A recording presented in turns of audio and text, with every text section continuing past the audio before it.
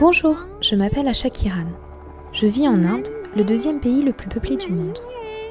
Nous sommes plus d'1 milliard d'habitants, situés entre le Pakistan, la Chine et le Bangladesh. La capitale est New Delhi, le fleuve le plus grand et sacré est le Gange, et le climat est très varié, avec la mousson de juin à septembre. Notre culture est issue de l'une des civilisations les plus anciennes, et nous avons été colonisés par les Anglais à partir de 1750, avant de redevenir indépendants en 1947, grâce à la lutte non violente menée par Gandhi.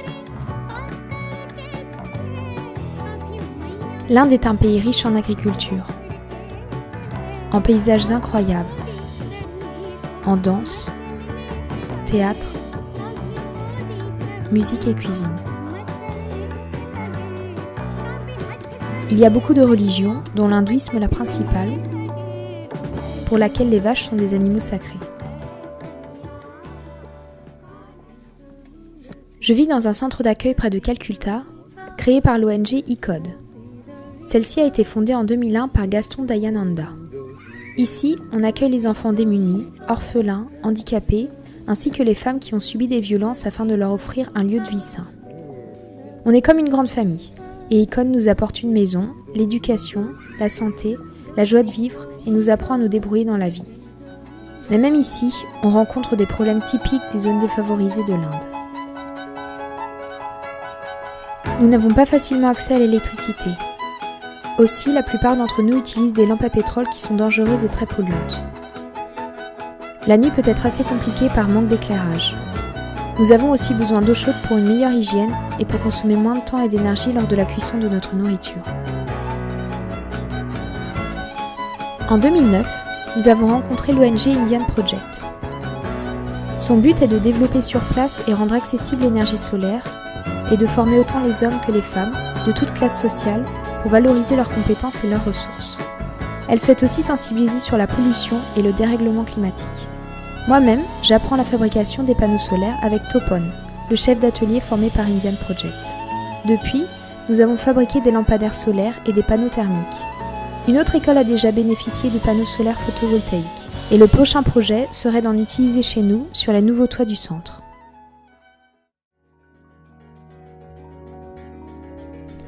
Il existe 2 types de panneaux solaires, le thermique, qui produit de l'eau chaude, et le photovoltaïque, qui produit de l'électricité.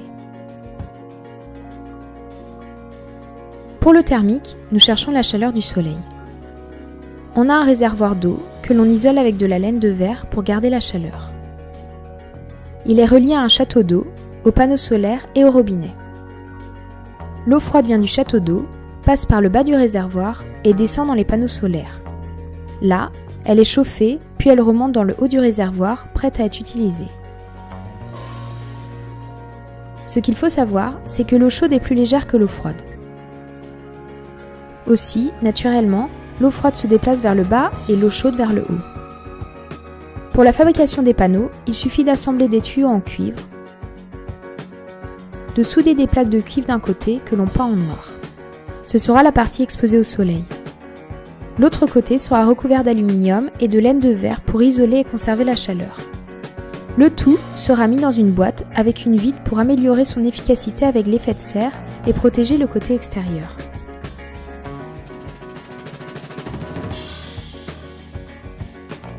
Pour le photovoltaïque, c'est la lumière du soleil que l'on recherche. Un panneau photovoltaïque fournit de l'électricité tout comme une pile. Il est constitué de cellules solaires riches en silicium, extrait de la silice que l'on trouve dans le sable. Il a l'incroyable propriété d'être semi-conducteur, c'est-à-dire qu'il y a des propriétés entre l'isolant qui ne conduit pas l'électricité et les métaux qui conduisent l'électricité. Le principe du courant électrique, c'est un échange d'électrons dans un sens bien précis. On fait la même chose avec le panneau. Sur la cellule solaire que l'on aura obtenue à partir du sable par principe de chauffage, on va créer un surplus d'électrons d'un côté avec l'ajout de phosphore et un déficit d'électrons de l'autre avec du bore. On a une tension électrique qui provoque un échange d'électrons entre ces 2 couches dès que la cellule reçoit de la lumière.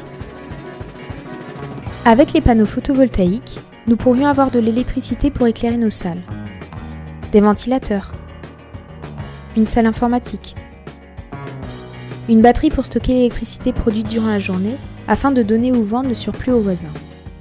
Nous souhaitons que petit à petit, les fermes et villages alentours s'équipent aussi de panneaux et que nous créons ensemble un réseau pour mettre en commun notre électricité, afin d'être de plus en plus indépendants des énergies fossiles et polluantes, telles les lampes à pétrole ou les centrales nucléaires. Avec ce projet, Indian Project soutient l'écologie avec la recherche et la mise en place de solutions alternatives à la pollution. C'est aussi pour développer un aspect social, en améliorant la qualité de vie des Indiens, et un aspect économique, en mettant en place des informations et des réseaux d'entreprises solaires employant des apprentis.